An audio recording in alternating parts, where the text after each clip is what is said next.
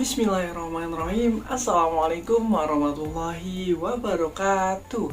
Sebelumnya perkenalkan, nama saya Muhammad Nurhalib. Saya dari kelas G Pendidikan Guru Sekolah Dasar Fakultas Ilmu Pendidikan Universitas Negeri Jakarta.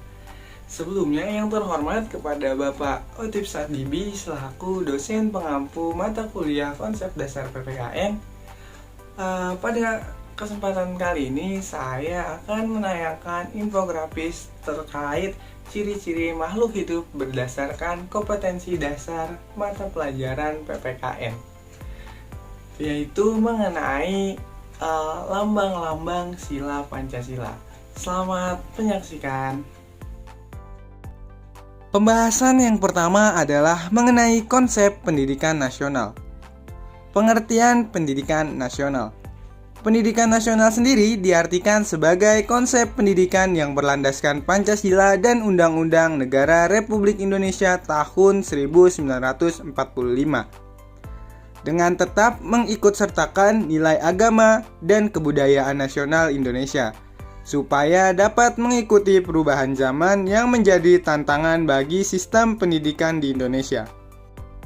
Tujuan pendidikan nasional.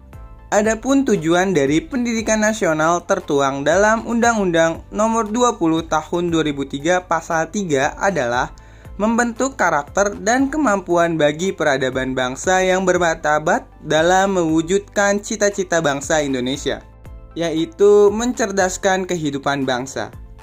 Selain itu, mengembangkan potensi peserta didik agar menjadi insan yang bertakwa, berakhlak mulia, sehat, berilmu, cakap, kreatif, mandiri, dan menjadi warga negara yang bertanggung jawab serta demokratis. Konsep dasar PPKN. Selanjutnya akan membahas lebih lanjut tentang penerapan pendidikan nasional dalam mata pelajaran PPKN tingkat sekolah dasar. Pendidikan kewarganegaraan adalah mata pelajaran yang di dalamnya memfokuskan pengembangan terhadap pembentukan diri siswa sebagai bagian dari warga negara Indonesia. Peserta didik akan dibentuk karakternya melalui nilai-nilai agama, sosial kultur, bahasa, serta suku bangsa untuk menjadi warga negara yang baik, cerdas, terampil, dan berkarakter sebagaimana yang telah diamanatkan oleh Pancasila dan Undang-Undang Negara Republik Indonesia tahun 1945. Pembahasan ciri-ciri makhluk hidup. Tema: pertumbuhan dan perkembangan makhluk hidup. Subtema: ciri-ciri makhluk hidup. Adapun kompetensi dasarnya yaitu yang pertama, 1.1 menerima arti bintang, rantai, pohon beringin, kepala banteng, padi kapas pada lambang negara Garuda Pancasila sebagai anugerah Tuhan Yang Maha Esa.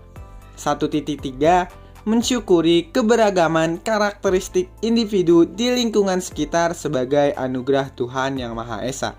1.4 mensyukuri makna bersatu dalam keberagaman di lingkungan sekitar sebagai anugerah Tuhan Yang Maha Esa. 2.1 bersikap jujur, peduli, kasih sayang sesuai dengan sila-sila Pancasila dalam lambang negara yaitu Garuda Pancasila. 2.3 menampilkan pertumbuhan hewan dan karakteristik individu di lingkungan sekitar. 2.4 menampilkan sikap kerjasama sebagai wujud bersatu dalam keberagaman di lingkungan sekitar. 3.1 memahami arti gambar pada lambang negara yaitu Garuda Pancasila. 3.3 menjelaskan makna keberagaman karakteristik individu di lingkungan sekitar. 3.4 memahami makna bersatu dalam keberagaman di lingkungan sekitar. 4.1 menceritakan arti gambar pada lambang negara yaitu Garuda Pancasila. 4.3 menyajikan makna keberagaman karakteristik individu di lingkungan sekitar. 4.4 menyajikan bentuk-bentuk kebersatuan dalam keberagaman di lingkungan sekitar. Selanjutnya adalah pembahasan mengenai arti dari setiap lambang yang ada di sila-sila Pancasila. Yang pertama, ketuhanan Yang Maha Esa. Sila pertama dilambangkan dengan gambar bintang berwarna kuning dengan memiliki 5 sudut. Hal ini diartikan sebagai bangsa kita adalah bangsa yang religius dan bertakwa kepada Tuhan Yang Maha Esa sesuai dengan kepercayaan dan agamanya masing-masing. Yang kedua, kemanusiaan yang adil dan beradab. Dilambangkan dengan simbol rantai. Jumlah rantai sebanyak 17. Ini mengartikan agar tidak terputus generasi yang saling sambung menyambung. Yang ketiga, Persatuan Indonesia, dilambangkan oleh pohon beringin, yang berarti tempat berteduh atau berlindung semua warga negara yang bersatu padu. Yang keempat, kerakyatan yang dipimpin oleh hikmat kebijaksanaan dalam permusyawaratan perwakilan.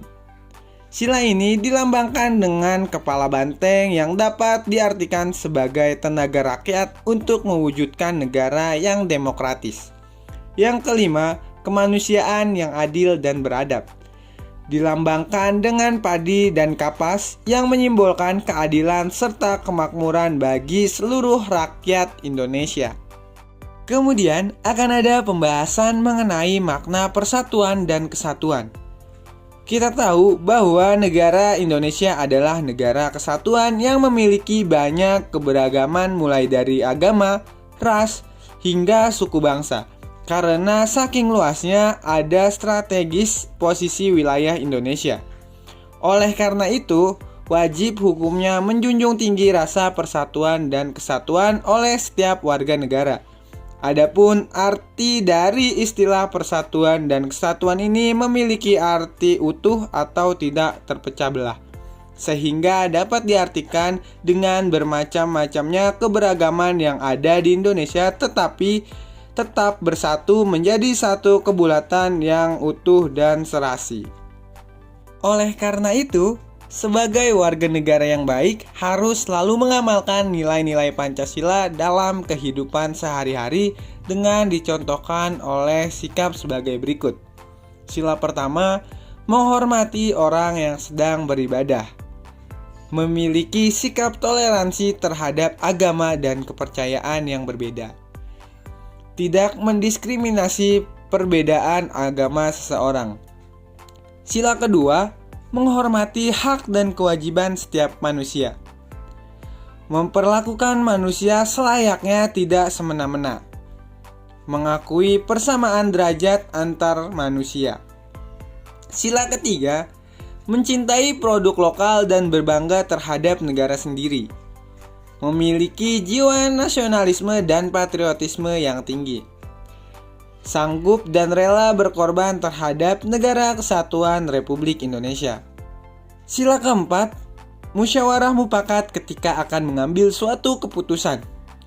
Menghargai pendapat orang lain yang berbeda-beda dengan kita. Menerima dengan lapang dada hasil dari mufakat atas musyawarah bersama. Sila kelima, mengembangkan sikap adil terhadap sesama.